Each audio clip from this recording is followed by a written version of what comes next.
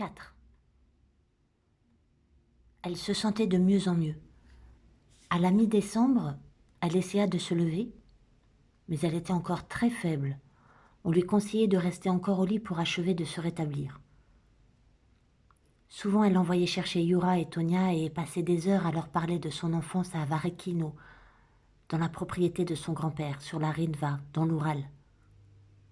Yura et Tonia n'y étaient jamais allés, mais d'après ses récits, Yura imaginait sans peine ces 5000 hectares de forêts séculaires et impénétrables, noires comme la nuit, qu'entaillées çà et là, comme si elle y fichait la lame de ses méandres, la rivière rapide et pierreuse dominée par les escarpements vertigineux de la rive des Kruger. On était en train de faire à Yura et à Tonia leurs premiers vêtements de soirée, un habit noir pour Yura, et pour Tonia, une robe longue de satin clair à peine décolletée. Il s'apprêtait à étrenner ses toilettes le 27 à l'arbre de Noël traditionnel des Sventiski.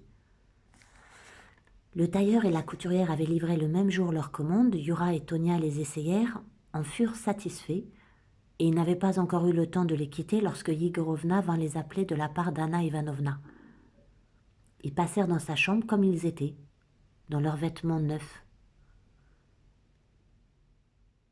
En les voyant apparaître, elle se souleva sur le coude, se tourna vers eux,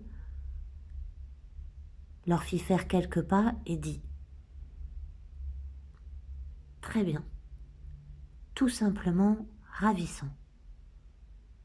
J'ignorais complètement que c'était déjà prêt. Fais voir, Tonia, encore une fois. Ah non, ça va. J'ai eu l'impression que la pointe faisait un bec. Savez-vous pourquoi je vous ai appelé? Mais d'abord quelques mots à ton sujet, Yura. Je sais, Anna Ivanovna, c'est moi qui vous ai fait montrer cette lettre. Vous êtes comme Nikolai Nikolaïevitch, vous pensez que je ne devrais pas refuser. Patientez un instant. Il vaut mieux que vous ne parliez pas trop. Je vais vous expliquer ça tout de suite. Quoique, n'est-ce pas? Vous le sachiez aussi bien que moi. Donc, premièrement, il existe une affaire de l'héritage Jivago, qui est faite pour nourrir les avocats et entraîner des frais judiciaires. Mais l'héritage Jivago n'existe pas. Ce ne sont que dettes et gâchis, sans compter toute la boucle la remue. Si je pouvais en tirer quelque chose, pensez-vous que j'irais en faire cadeau à la justice au lieu d'en profiter? Mais justement, le procès est gonflé, et plutôt que de patauger dans tout cela, il valait mieux que je renonce à mes droits sur une fortune inexistante et que je les cède à quelques rivaux supposés et à quelques imposteurs envieux. Il y a longtemps que j'avais entendu parler des prétentions d'une certaine Madame Alice, qui vit à Paris avec ses enfants sous le nom de Jivago. Mais il y a de nouveaux prétendants, vous le saviez peut-être. Quant à moi, il n'y a pas longtemps que je l'ai appris. Il paraît que du vivant de ma mère, mon père a une passion pour une rêveuse et une originale, la princesse Toulbonov Enretsi. Il lui a laissé un enfant, c'est un garçon qui a maintenant 10 ans et qui s'appelle Evgraf. La princesse est une recluse. Elle s'enferme avec son fils dans un hôtel particulier dans la banlieue d'Omsk et on ne sait de quoi elle vit. On m'a montré une photographie de l'hôtel, une belle maison à 5 baies d'une seule vitre avec des médaillons en relief sur la corniche. Et figurez-vous que tous ces temps-ci, j'ai eu l'impression que de ces 5 fenêtres, cette maison me surveillait d'un regard maléfique à travers les milliers de verstes qui séparent la Russie d'Europe de la Sibérie, et que tôt ou tard, elle allait me jeter un sort. Alors à quoi bon ces capitaux imaginaires, ces rivaux créés de toutes pièces, leur malveillance et leur envie, sans compter les avocats? N'empêche qu'il ne fallait pas refuser, rétorqua Anna Ivanovna. Savez-vous pourquoi je vous ai fait venir, dit-elle encore une fois, et elle continua aussitôt. J'ai retrouvé son nom, vous vous souvenez? Le garde forestier dont je vous ai parlé hier, il s'appelait Vac.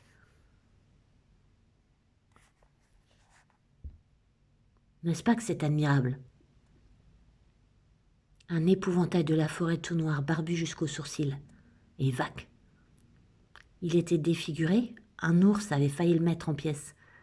Mais Vac lui avait échappé. Et ils sont tous comme lui là-bas, avec des noms de ce genre, monosyllabiques. Pour que ça sonne bien et que ça se détache, Vac, ou bien Loup, ou par exemple Fast. Écoutez, écoutez-moi.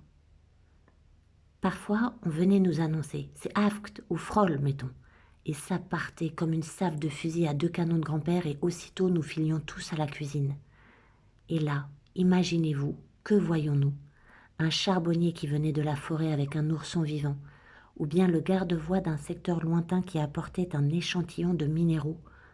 Et grand-père donnait à chacun un bon pour le comptoir, de l'argent, du gruau, des munitions selon le cas. Et la forêt sous les fenêtres, et de la neige, que de neige, plus haut que la maison. Anna Ivanovna fut prise d'une quinte de tout. « Arrête, maman, ça te fait du mal, lui dit Tonia.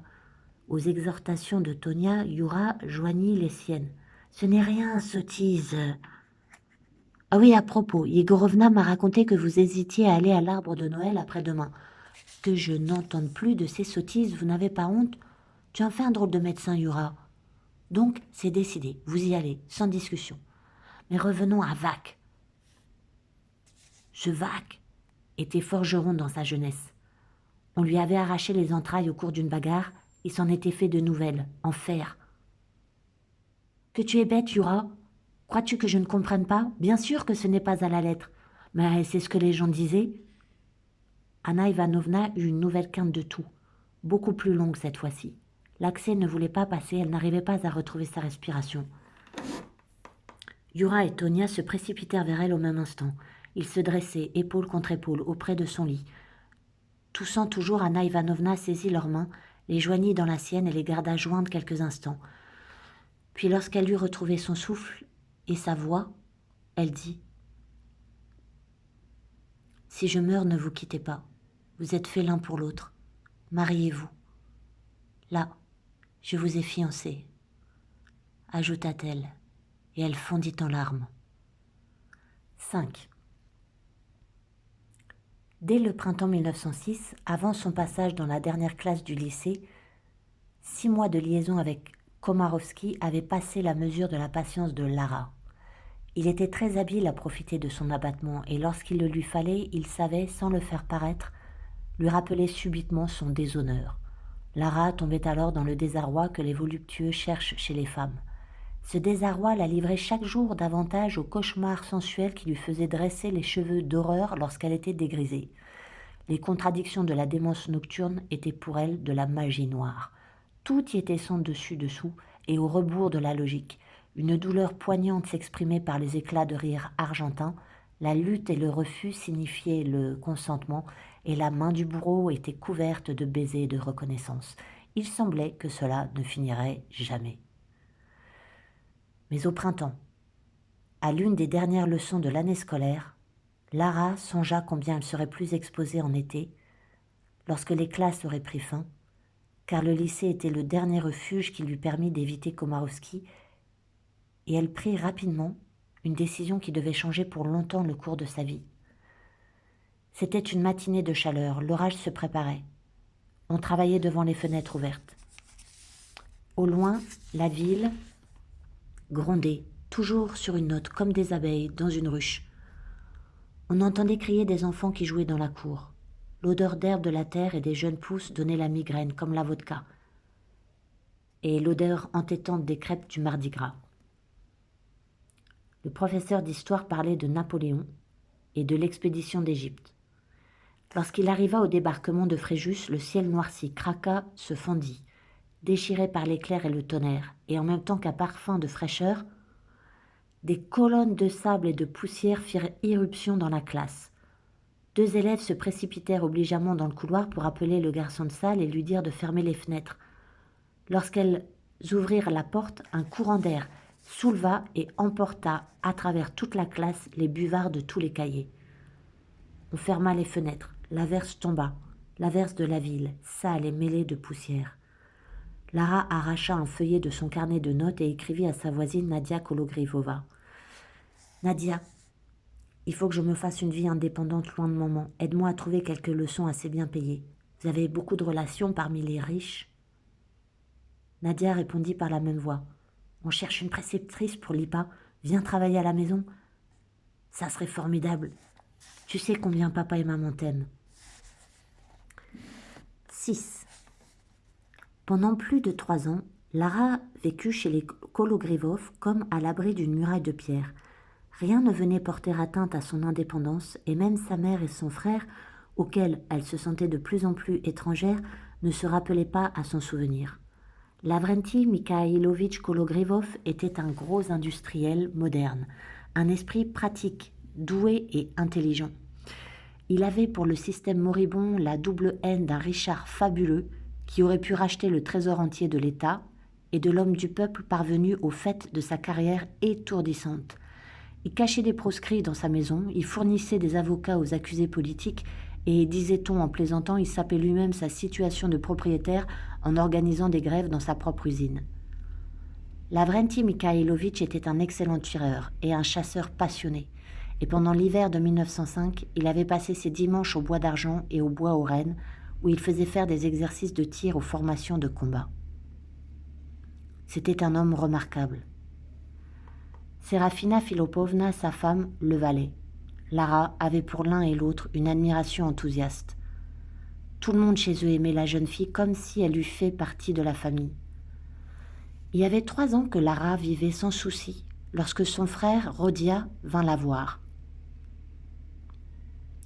Se balançant avec fatuité sur ses longues jambes, parlant du nez et allongeant démesurément les mots pour se donner de l'importance, il lui raconta que les élèves officiers de sa promotion avaient fait une collecte pour offrir un cadeau d'adieu au directeur de l'école et lui avaient confié le soin de choisir et d'acheter le présent. Et cet argent, il l'avait perdu jusqu'au dernier sou l'avant-veille. À ces mots, Rodia s'affala sur un fauteuil de tout son corps dégingandé et fondit en larmes. Lara eut froid dans le dos en l'entendant. Avalant ses larmes, Rodia continua. « Hier, j'ai été voir Komarovski. Il n'a rien voulu entendre. Mais il m'a dit que si tu le désirais, il dit que bien que tu aies cessé de nous aimer, le pouvoir que tu as sur lui est encore si grand, ma petite Lara. Un seul mot de toi suffirait. Est-ce que tu comprends la honte que cela représente? Et quelle tâche pour l'honneur de l'uniforme? Va le voir, qu'est-ce que cela te coûte? Demande-lui. Tu ne veux quand même pas me laisser laver de mon sang cette indélicatesse? Laver de ton sang? L'honneur de l'uniforme? Répétait Lara avec indignation. Elle allait et venait dans la chambre, secouée par l'émotion. Et moi, je ne suis pas en uniforme? Je n'ai pas d'honneur? Et on peut faire de moi ce qu'on veut? Saisis-tu bien ce que tu me demandes? As-tu bien compris ce qu'il te propose? D'année en année, Dieu sait au prix de quel effort, pierre par pierre, on essaie d'édifier quelque chose, on ne dort pas sans content, et voilà l'autre qui vient, et qu'est-ce que cela peut bien lui faire de souffler là-dessus pour que tout s'effondre? Va te faire pendre. Brûle-toi la cervelle, je t'en prie. Qu'est-ce que cela me fait? Combien te faut-il? 690 roubles et des poussières. Mettons 700 pour arrondir, dit Rodia après un instant de gêne. Rodia. Non, tu es devenu fou. Est-ce que tu te rends compte de ce que tu dis? Tu as perdu 700 roubles? Rodia? Rodia? Sais-tu combien il faut de temps à quelqu'un de normal comme moi pour amasser cette somme par un travail honnête? Après une pause, elle ajouta froide et soudain étrangère. Bon, je vais essayer, viens demain. Et apporte le revolver avec lequel tu voulais te tuer. Tu vas me le laisser, en pleine propriété, avec une bonne provision de balles. N'oublie pas. Cet argent, elle l'obtint de Kologrivov.